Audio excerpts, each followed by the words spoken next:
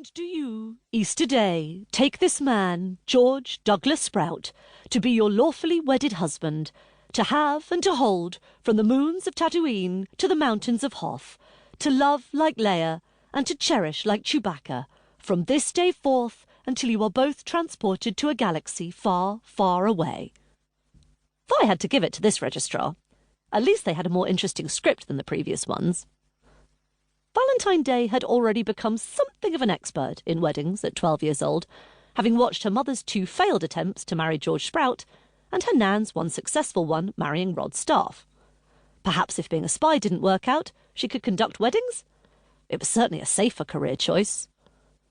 Although, judging by her family's weddings, not necessarily. "I do," Easter smiled, trying to ignore the R2-D2 bleeping enthusiastically at her feet. Vi's mind drifted to Russell's irritating robot with a love of 1980s pop music. "Come back, Agadoo," she muttered to herself. "All is forgiven." A gasping sob from her grandmother made Vi look over at Independence Day, who hadn't even had time to dye her hair her customary wedding pink, so quickly had this wedding been pulled together.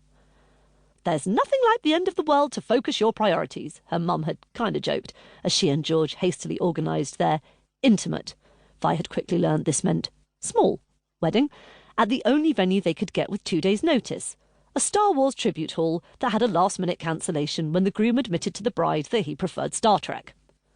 The only guests were immediate family, which, according to the bride, had 2 key advantages. "Well, firstly, it gets round that whole awkward, do I invite my best friend who actually turned out to be Umbra?" Easter had said, and secondly, it saves a fortune on catering. Apparently she was kinda joking again. Vi had quickly learnt this meant it wasn't very funny. Vi shook her head, trying to dismiss any thoughts of Umbra, the world's greatest supervillain, known to them for years as Vi's godmother, Honey Bee. Umbra would have to wait. Today was about Mum and George. Umbra was tomorrow's problem. Although with Umbra already in space, clutching a mind control device that would give her total domination of the planet, Vi tried not to worry about how many tomorrows they all had.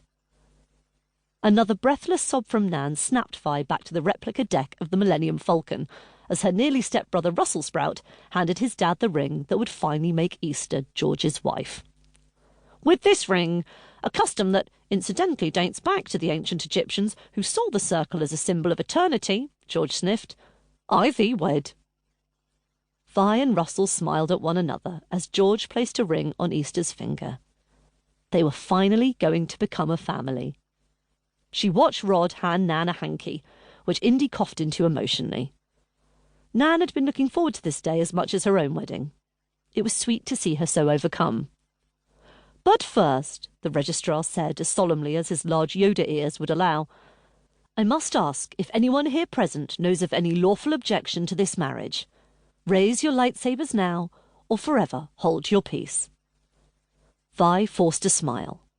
This had historically been the sticking point with her mum's previous weddings, the first interrupted by the return of Vi's reformed supervillain father, Robert Ford, and the second by George's ex-wife, Genevieve. But today, nothing could go wrong. Everyone here was thrilled for the bride and groom. There wasn't anyone to object. Though Vi still willed Yoda ears to get a move on, just in case.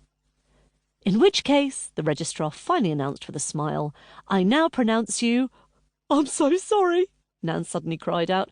"I can't carry on." Vi felt her blood freeze in her veins. Surely her Nan couldn't object to her own daughter's marriage. They'd all had to sign a pre-wedding declaration promising they wouldn't defect to the dark side for pity's sake. "Nan?" Vi exclaimed. "Indy?" George cried out. "Lotus Flower?" Rod growled. "Mum?" Easter yelled. "Darth Vader?" Russell asked. Everyone turned to look at Russell Sprout, who simply shrugged. "Come on," he muttered. "Wouldn't be the weirdest thing to have happened at one of these weddings." "Mum, what is going on?" said Easter through strained teeth. "I need to stop this wedding," Indy gasped. "For crying out loud, Mum!" shouted Easter, throwing her bouquet on the floor. "All this time you've had to say something, and you choose now.